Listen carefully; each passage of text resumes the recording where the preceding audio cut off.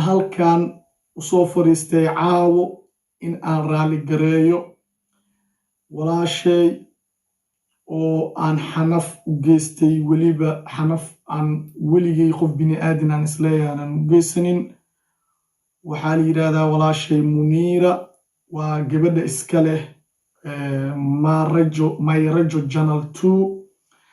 gabadhaas waa gabadhii igu adkeed nolosheyda aan isleeyahay qof bini aadan aad qalad ka gashay aan ka galay. maxaa yeelay mar walbo waxaan ahaa qof dadka islaamka ay ka nabad galaan.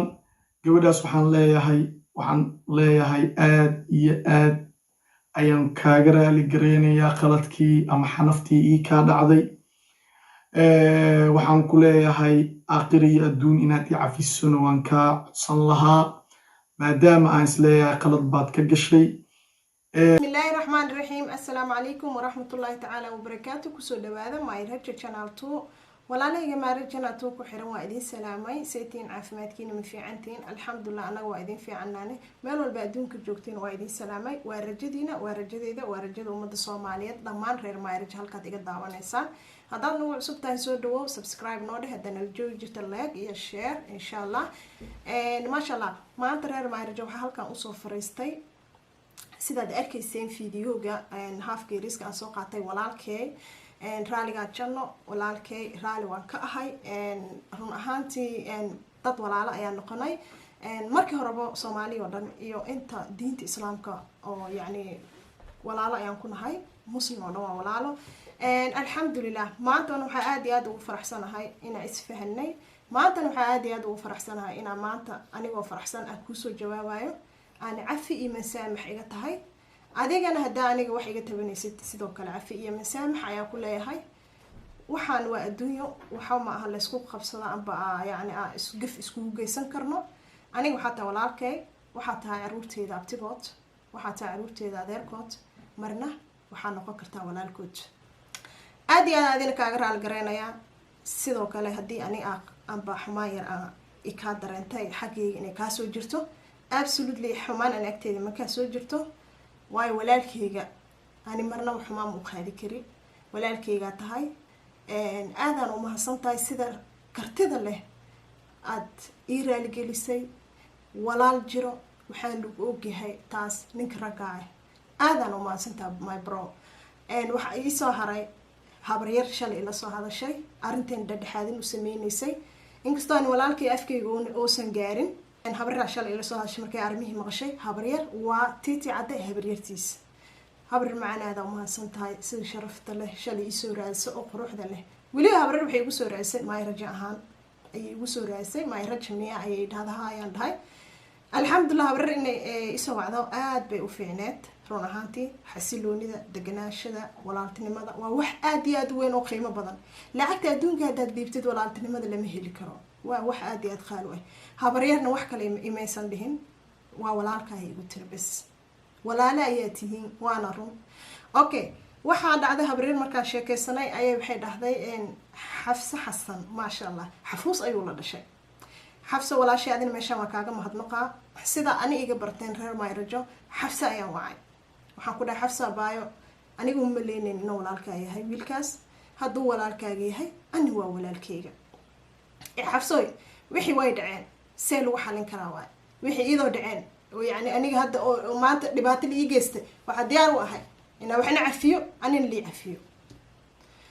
alxamdulillah sidii aan marka abaay xafse kula hadlay. abaay xafse sidii aan marka isku fahanay cilada iyo qalqaalnimada iyo dhibaatadan meesha ka jirto waa ogaanay. sidii aan wixii meel iskula dhignay.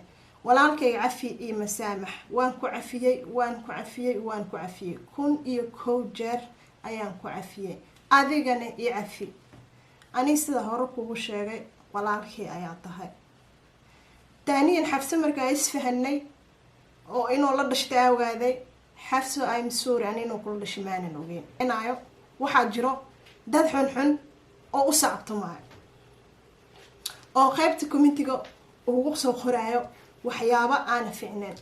laakiin waan bartay dadkaas, dadkana waa ka dhex bartay, ayagana waan cafiyey.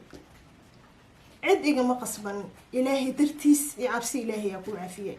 waxaa ka raaligelinayaa ho kalo haddii ani taageerayaasheeda ee dhib kuu geysteen oo reer mayrajo waa kaa raaligelinaa ee adigana sida aniga aada iisoo ataagtay ee kuusoo ataageen anaa kaa raaligelinaya dhankaas oo taageerayaasheeda ah sida oo walaalkay ugu soo laabtay oo walaalkay maanta cafiska iga dalbaday haddii aan aniga ku cafin waayo aniga ayay uqubo igu noqonay misan igu soo laabanaysaa walaalkay aniga meeshaas ayaan ku cafiyey laakiin dadkii jeclaa gooska gadaal ka qoslayay yacni dhibaatada jeclaa mar walba jeclaa istiijiidka mar walba jeclaa dagaalka idinkana sidoo kale iska soo cafiyey dadkii cafiyana soo dhahaa anigana waan idin cafiyey anoo idin aqaano ayaa idin cafiyey cafis ayaa iga tihiin maasha allah habaryara meeshaas ugu mahadnoqaa oo ka qayb qaadatay waxaa ugu mahadnoqaa xaajigayga oo ka qayb qaatay waxaa ugu mahadnoqayaa quruxda qoyska oo ka qayb qaatay asagana saakay si aad iyo aad u weyn ugu qayb qaatay aad iyo aad ugu mahadnoqaa walaalkay cabdullaahi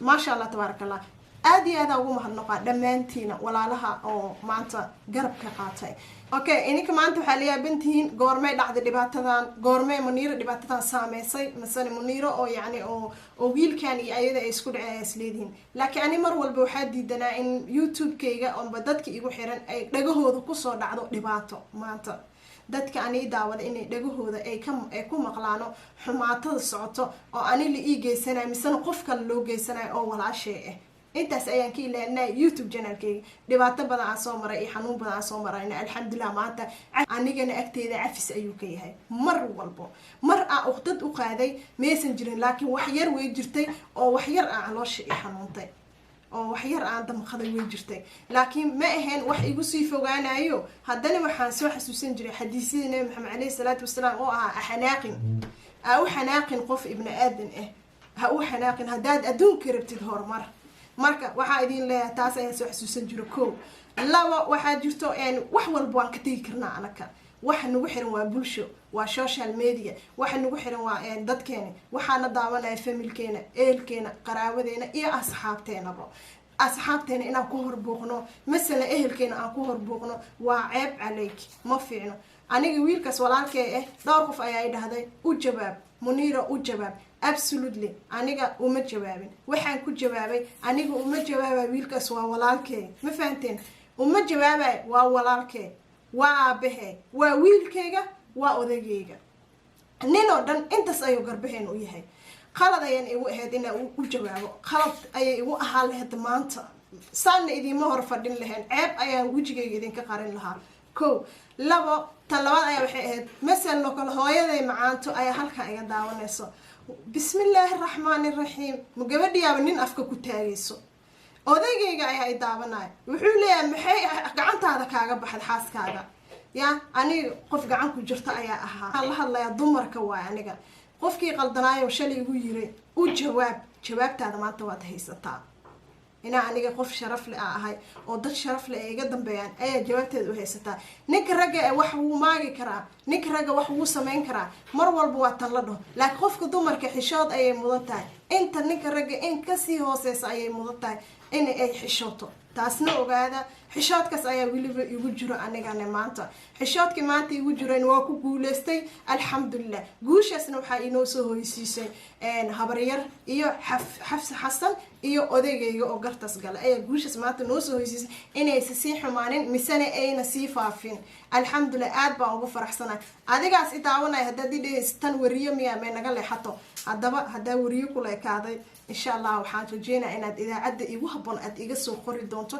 in aan wariyo ka noqdo horay u soco ayaan ku leeyahay adigana waa qofkii dhahay wariyo ayaa tahay warkaaga ma dhigaysan karno okay waxaa idin leeyahay walaalkayga magaciisa waa titi cadde wadanka netherland ayuu nagu nool yahay shalay waxaa ahayn dad walaal aan is aqoonin haddana waxaa noqon dad walaale oo is yaqaana ayaa noqonay waxaa halkan ugu mahad celinaya xaaskiisa walaashay qaali aad baan kuugu mahad celinayaa oo ayadana dhankeeda ka qaadatay dhanka oo walaalkay Titi Cadde insha Allah Titi Cadde subscribe hadaan u ahayn maanta ayaad baranaysaa reer marriage ayaa kaaga imaad ayaa dhehaysaa dhamaanteen inay iscafino qof commentigaas xumaan ku soo qori kartana ma jirto waxaan ka talneen waa wanaag waa sharaf waa xishmo qofka ka xishmad xun yahay amba ka darajo xun yahay wuu ka darajo liitaa laakiin ma rabna anaga marriage xumaan inay soo dhax gasho wixii xumaanna waa laga saaray wixii samaanna way noo joogayaan insha Allah ta'ala haduu ilaahay idmo waxaan idin leeyahay isku duceyno walaalkeen waxaan leeyahay horay u soco keep going ragnimada aan kugu ogayn waa ka soo baxday raaliga janno walaalkeen macaan thank you well video oo ka socdo marriage oo ahaa video shalay marriage oo ka calool xumaaday oo maanta kugu faraxsan hore u soco guul waayaan ku leeyahay insha Allah waxaan idin leeyahay hadaan aqooni janalkiisa insha Allah waad baran doontaan ana halka idin soo saaray haduu ilaahay yiraahdo waxaan soo ognahay video waxay cafi iyo masaabax meel walba joogtay ka dhor walaalkaaga afkaaga insha Allah ta'ala assalaamu alaykum wa rahmatullahi ta'ala wa barakatuh